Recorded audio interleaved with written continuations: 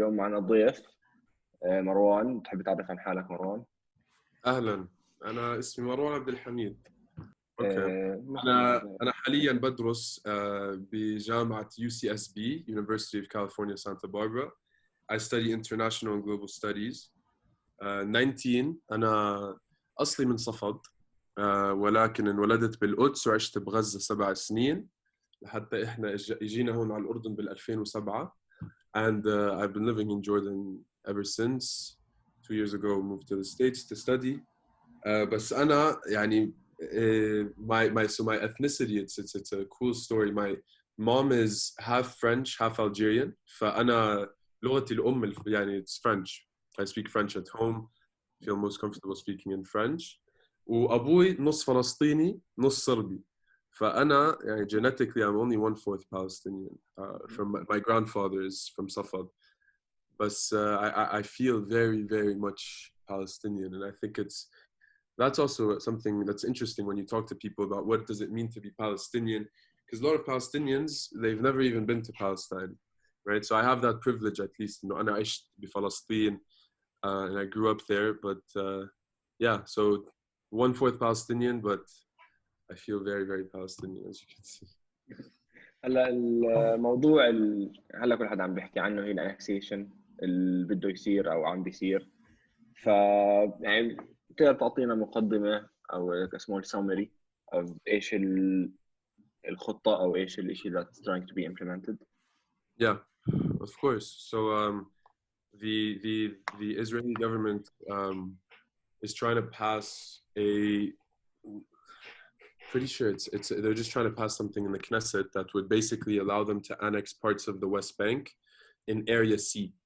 So the West Bank, for people that don't know, the West Bank was supposed to be under the Oslo Accords of 1993, which was, you know, some sort of peace reconciliation treaty signed by Yasser Arafat and the Palestinian Authority and Yitzhak Rabin and the Israeli government. They signed, and then they split up the West Bank and the Dhafr al-Gharbiyya into 3 parts. Area A, which is controlled all by the Palestinian Authority, which is the representative body of the Palestinians.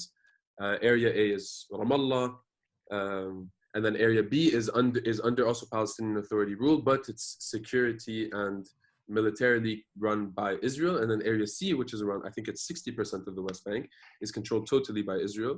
And this is where Israel builds settlements, where they actually push people to move out into these settlements. They're considered illegal by the international community.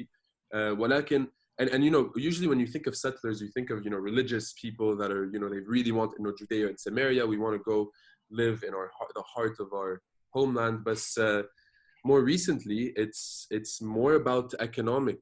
It's about economics. It's very cheap to live in these settlements, and the government actually subsidizes them, and they're really cool to live in. You know, it's like little communities. So it's not all about religion, and they've been just growing massively. What the Israeli government wants to do is they want to annex parts of the West Bank, in which there are Israeli settlements, and make it officially a part of Israel.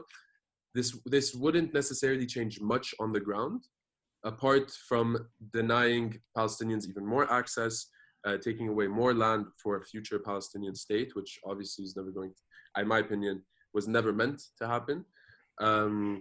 But yeah, it's something that's it's a symptom. It's not. It's something that's been in the making for a very, very long time, and it's a symptom of the discriminatory practices of the Israeli government. Netanyahu said that Palestinians living there would not get any sort of citizenship. But yeah, it's very it's inflammatory. It's another step by Israel to say that we are above international law, because annexation is considered to be illegal under international law. Yeah, so that's a little summary.